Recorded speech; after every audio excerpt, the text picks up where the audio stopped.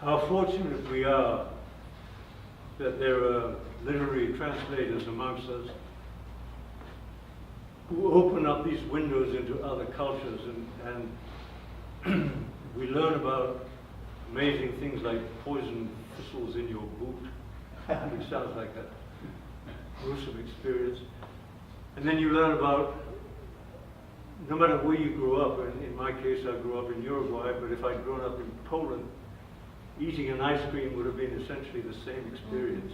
Remember that feeling of holding the cone and licking it and chewing and deciding how to approach the ice cream.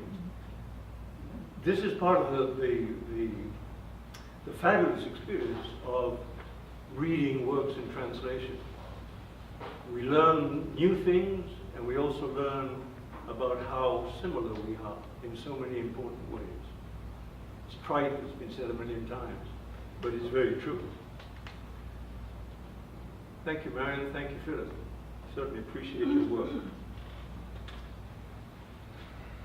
Our association, AATIA, was founded in 1985 by 3 translators. Harvey Jordan, who died in 2002, Albert Boehm, who is now retired and lives in West Texas, and Esther Diaz, who is still very active in the field. After Harvey Jordan passed away, a fund was established in his name, and a sum of money has been ably administered by Michael Blumenthal ever since then. This year, it was decided that some of those funds would be used to endow a lifetime service award to be given annually to a member of the AATIA who meets certain criteria. The idea is to begin what will grow into a tradition and provide a way to acknowledge those who generously contribute their time and talents to the association. Harvey had an abiding fondness for hats, and so in his memory, rather than presenting a plaque or a gift card from Amazon, the award will be a fedora. There are many members who qualify for this award, and in future years the recipient will be chosen by democratic process under the direction of the board. But since this is the first time the award is being presented, the board decided it should go to the person who, by general consent, has consistently been a rock of support and inspiration to the association she helped to found over 30 years ago. Esther Diaz has worn many hats in her career, and tonight she's going to wear a new one. She is a self-employed translator and interpreter trainer who has a long list of accomplishments to her name. She has founded associations, served on committees, led successful efforts to promote a healthcare interpreting bill in the Texas legislature, and was instrumental in developing the national standards of practice for interpreters in healthcare. She holds certification from the Commission on Certification of Healthcare Interpreters as a Spanish medical interpreter, and has more than 35 years experience as a medical translator and trainer. She has taught interpreter workshops for refugee resettlement agencies throughout Texas for 18 years. She also created the 8-course translation and interpretation certificate program at Austin Community College, and has taught this as an active faculty member for 20 years. I could go on. Esther's resume is proof of an extremely busy career, but like Marian, she has always had time to mentor, nurture, help, and encourage translators and interpreters. And believe me, we all need help and encouragement in this field. If everyone Esther has ever helped were here tonight to pay their respects, the line would be out the door, down to the Capitol, and back again. She is truly a legend in her own time, and a very worthy recipient of this Lifetime Service Award. I'd like to ask Michael Blumenthal to step up here to present the award. Please join me in welcoming Esther Diaz.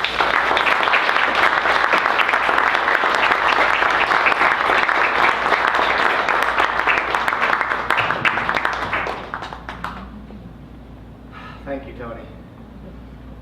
Congratulations. It's really, truly an honor for me to represent the Harvey Jordan Foundation and offer a well-deserved reward for a lifetime of contributions, personal, intellectual, and spiritual. And she personifies the spirit of Harvey Jordan, who was a great mentor to me and to many other people. And so, symbolizing that honor with a hat box that's hard to open.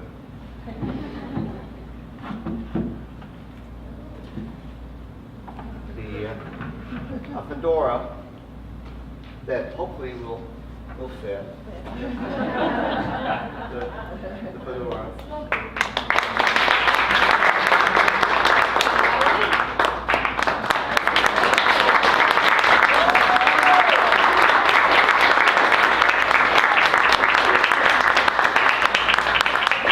If the hat fits, wear it. Thank you very much, Michael. Thank you, Tony. Thank you, AATIA, for recognizing the work that I've done. And you know, I've told many people that I'm old enough to have accomplished this much. I didn't do it overnight, and I certainly didn't do it alone. So many people in this room have helped to promote the association. Tony as current president, Michael as a former president, Martha as a former board member, Leon as a former board member, Fixton, whatever. You're and let me see, where am I? Marian Schwartz, certainly. You may not know, one more of Marian's talents is that she established our first database. Before the days of, yes, you did, before the days of Access, and she created this whole thing to keep track of our membership and publish our directory. You don't remember? Oh, yeah.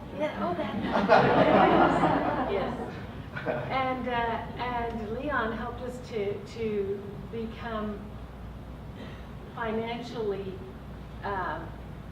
informed before it was just a matter of, you know, do we have enough pennies in the bank to print the newsletter? But he helped us to get organized that way.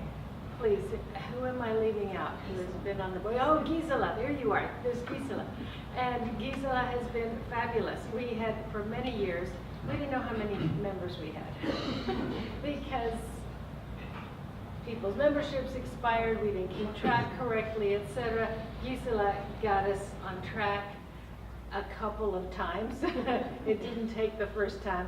And so, I mean, it's people like that who have given of their time to make this association run. And really, for a nonprofit to be in existence for more than 25 years, in this case,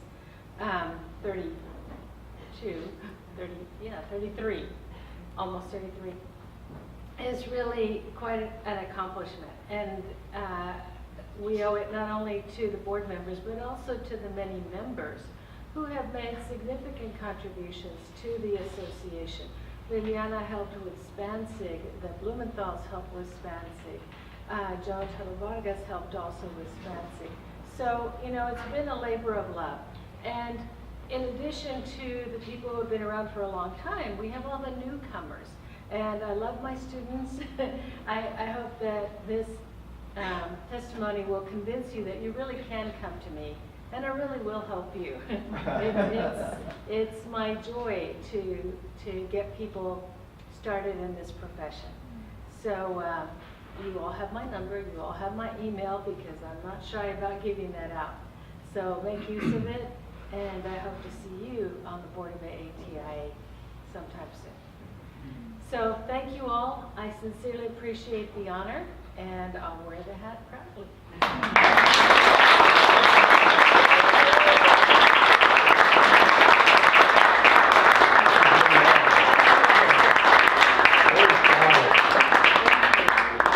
Matches your outfit. It does, okay. Nice hat, Michael. You like it? You can have one of those. You're a good boy. As Esther says, it's, we've been around for a long time as a group, and we grow and contract and grow and contract, just like any organic thing. Right now, we're a proud group. We look at what we've done, and we look at where we're going, and we're excited about our tradition as a group, and we're excited about our future as a group of professionals who come together to help each other do better, and talk about what we've done, what's worked, what hasn't. I think that's one of the great joys of being part of this association. And I look around and see all the faces of those of us who sat over committee tables and wonder what on earth we're going to do for the next meeting. And somehow something always comes together, and somehow people come to the meetings and the association rolls on. It seems to have a life of its own. Anyhow, that's about the end of our program this evening. I just wanted to remind you that Marian and Philip's books are on the table, excuse me, over there. And once again, Malvern Books has 20% off on all books, works in translation here tonight. So, does anybody have a question for one of the readers tonight? We didn't really take much time to do that, and I was wondering whether anybody had a particular question that you wanted to ask one of the translators before we move on. Yes, good questions. I was just wondering if you all could address anything that was particularly challenging from each of the works. Was there anything particularly challenging in each of the works that you worked on? Just don't worry. Okay. Well, actually, all of these foreign words were a tremendous difficulty. When the book was originally written in Russian, Yusufovich was young, and he wrote it in the 80s, and he had more words. I mean, he had so many foreign words, and when he republished it, he himself took some of them out as just being excessive. And so when it came into English, the idea was to, as I said, maintain this fascination with the culture, but still make it comprehensible. And so there's many fewer in the translation. But one of the most interesting things as translator, I wouldn't say this to anybody else, but only to translators, is that the foreign words that are from Chinese were written in Cyrillic. So how do you know where do you start, really? Are you going to put it in transliteration? Anyway, so we decided we pared it down to which words we're going to actually use. And then you've got to figure out how you're going to transliterate them. And I just kind of went blithely ahead and did, what we do. We do pinyin transliterations, what we use for Chinese now. And we were actually in New York together. We went to a scholar of Central Asian languages at Columbia. And he looked at us like, we had stepped on a baby or something. And said, he had helped us with many other things, with sorting out the terminology and what everything meant. And he said, well, actually, because the book takes place in two different time periods, it takes place in the early 70s when he was in Mongolia, and also in the 20s when Sternberg was galloping around Mongolia, and he said, Pinyin has a political overtone to it because it's associated with Mao, and Mao invented it in the 50s, and so if you use Pinyin, then you're all of a sudden adding a layer, which is subliminal to most of us, and that the old system, which now looks very antiquated to us, we say Peking, you heard me say Peking, I mean, who says that anymore? But the old system, which was instituted, the Weijia system, in the late 19th century, was actually used in English until the late 70s. So the whole span of the book actually exists under the old system. So we went and we did the entire, all the words that were transliterated from Chinese were done in Wade Giles. It's not something that you might necessarily notice, but it's the kind of accuracy that you need to get in order to keep a handle on that much foreign material.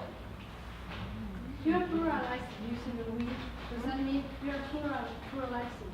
You're saying we when we did that.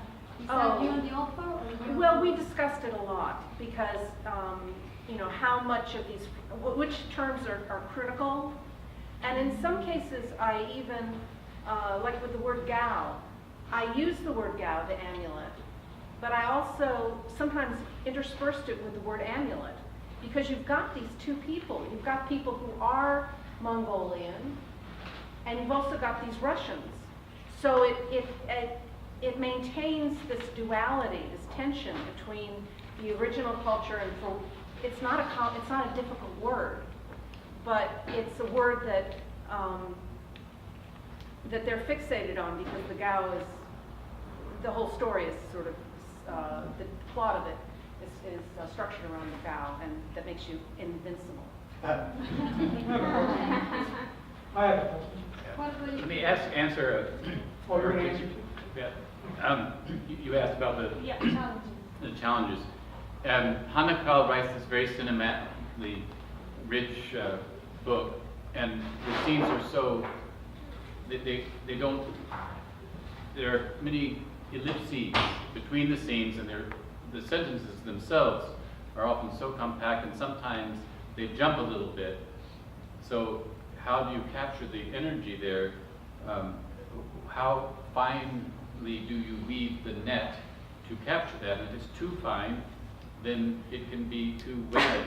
And if you do it right, then it's a challenge just to capture the energy with the right amount of words and no more. So there's a kind of musical composition that I think is in the book, and that's a challenge too. I just want to say one more thing in praise of this book. I'm very proud of the fact that I was head of the jury that chose this book for the Texas Institute of Letters Prize. And we were talking about, the jury was talking about the book, and they said, it's so spare. And I said, read this out loud. Just pick a page at random. And one of the other jurors, who's a poet, he read it and he said, oh, this is poetry. I get it, because he read it out loud. And it's absolutely stunning, and I don't know, I just think it's fabulous. Philip, if I may also, you talked about what is not said, the silences. Right. Could you talk a little bit about that? Right.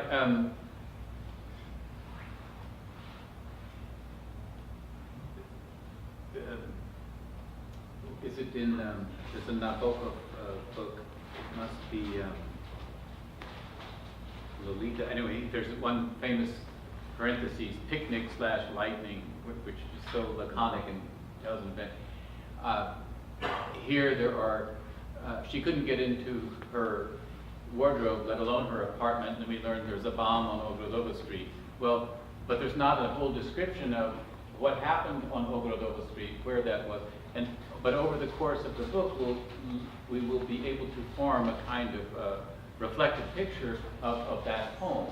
But there's that type of silence, and then there's the silence, the deeper silence, where people, there's a scene described, and what isn't said is it's not necessarily spelled out the actual actions that are so threatening. I mean, sometimes they're captured, and sometimes it's just touched upon, which makes that scene all the more haunting. You know, just picking little bits, whereas one writer might go A, B, C, D, and E, she goes A, D, E, something like that. Mm-hmm. I don't know if that answers. Yes. Thank you. Michael. Show on stage. Is there that kind of dance with a translator and the author, and about how you're going to approach the book? And the second part is, does the book ever become yours? Or is it always beyond?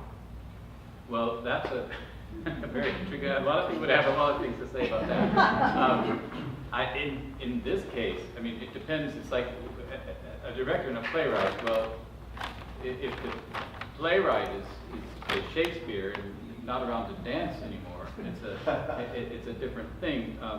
In this case, in most cases, in my experience, the authors that I work with are very respectful of the role of the translator, and it becomes a kind of joint book in a way. I would say there's this tension between striving to be invisible as we do something, but also wanting some recognition that we've done it, and that most authors, many authors, are also translators, and most authors that I've worked with are very good. They don't, and I'll ask some questions sometimes. What does this mean, and what you're talking about? How do we approach these foreign terms?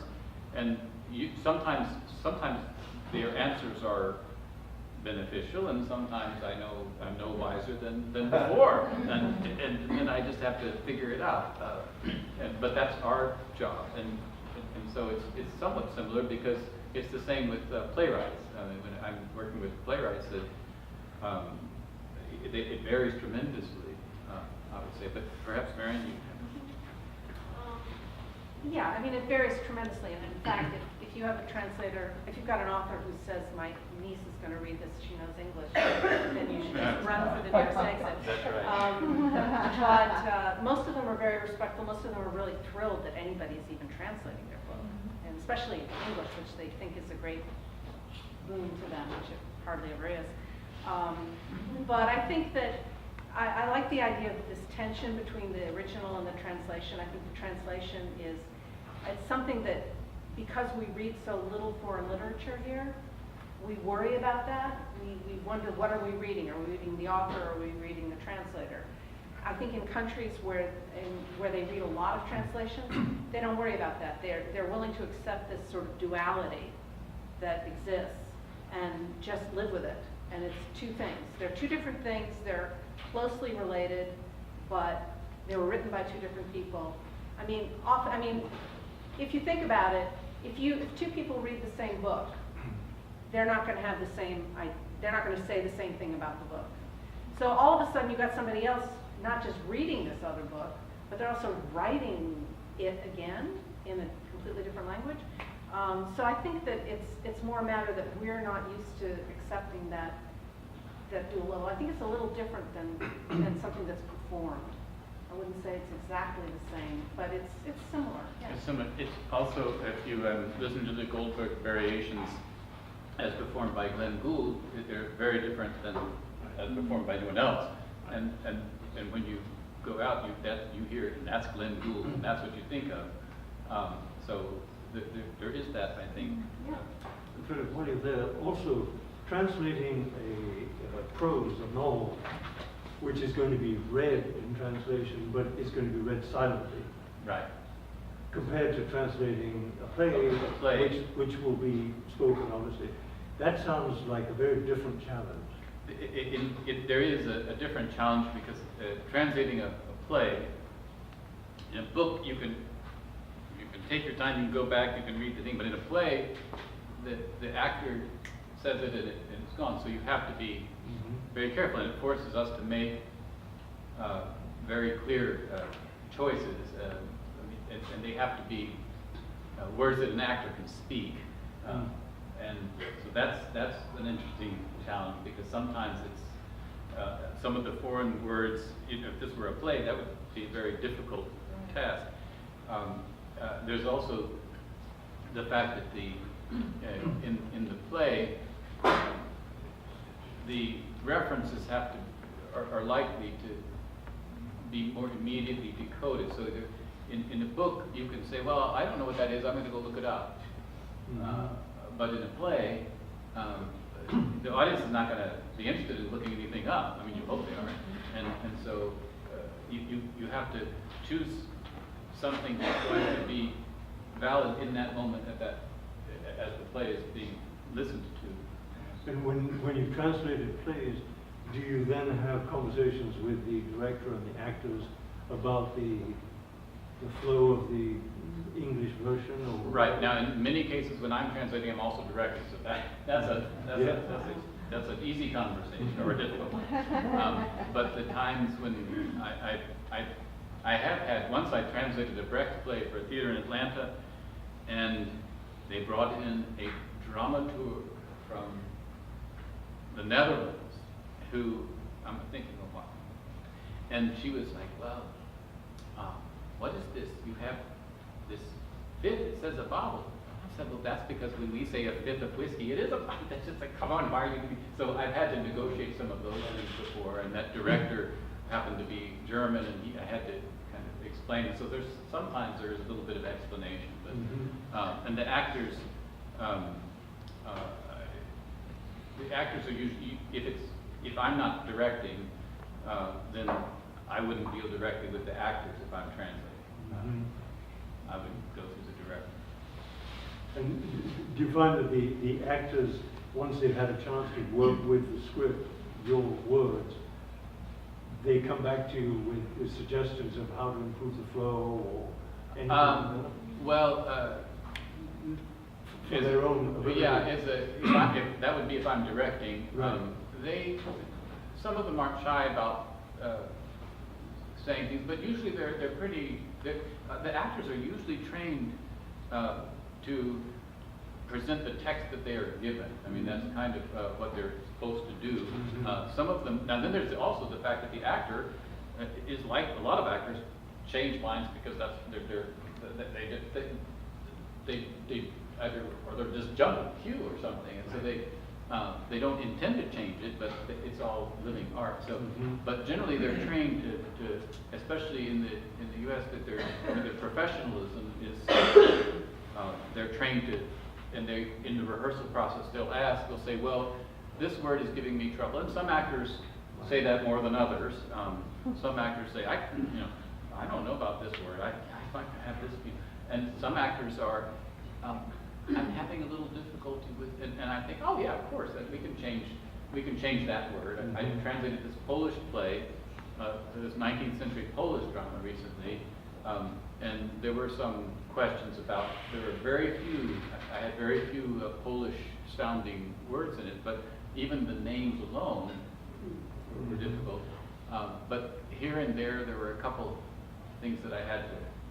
And I listened to, but that's any playwright, you're listening to their feedback in rehearsal. But they don't usually intervene.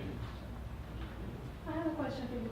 Should I understand that for a literary translator, you actually, first of all, you have to own the book. If you don't own it, you don't feel it. You cannot feel the content, I think. And then, I think that also the translator has to culturalize what's in there, not only translate it, but like you mentioned, like basically, you have to culturalize it too to make it flow in the Pali language. Am I right in doing that? I would say so. I mean, I think of it always in terms of listening to the book. And like I said, I tend to think of it musically, and I think there are these voices in this book, and I'm going to hear them, and I have to hear them in the original. And then I have to go away, and I have to think, well, how am I going to play that in my key, in my language? And sometimes the transposition involves this cultural shift a little bit, and sometimes it's just sometimes you have to embed, like you were saying, this is very interesting with the Gao and the amulet. It not only served to illustrate the duality there, but it also reminds the reader that the amulet of the amulet idea, and so you have to choose how you're going to transpose it within the context of that book. The last book I just finished was a German novel about a Japanese neurologist in the late 19th and early 20th century who goes to Paris, and he's with Charcot, and this novelist had quoted all these very obscure German neurological journals from the late 19th century in a kind of subversive, kind of fun way, and mixing them up, and I'm sitting there trying to locate the actual greasing of page such and such, and of course it didn't quite, she was messing around with it, but how do I, there are these Japanese things in the German, and what is the context, and it's like, I was talking with Patricia about the word tuberculosis, you know, consumption or tuberculosis, and I had to kind of push, I said, it's consumption in this era, not the, and anyway, there are these things like that, and that's but she said, well, consumption, the editor said, but consumption now in the U.S., if you read that, we talk about a culture of consumption, and it's not, yeah, consumer. And I said, well, yeah, but there's going to be enough context in this that we could probably get away with that. And we went back and forth and settled on consumption. So that's, but anyway, there's that. Thank you. Thank you. Any other questions? Anyone else? Good opportunity to ask Just Esther. a Thank you. comment really on both works. Listening to Marian's translation, I just got lost in the not lost, but I mean involved in the scene and the narration, and I forgot that it was a translation. You know, it was, as we say, it needs to sound natural in the target language, and it certainly did. It didn't sound foreign at all. And then for Phil, I think you had a particularly felicitous translation, as ATA likes to say. Felicitous translation of my Lee remembered the touch of his hand. Mm-hmm. Thank you. Thank you. Thank you. Anyone else? All right. Well, let me remind you again about the book selection. Thank you very much, Marian and Philip. That was wonderful. And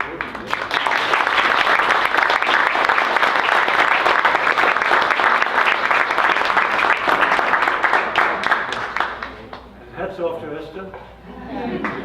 Stay with us.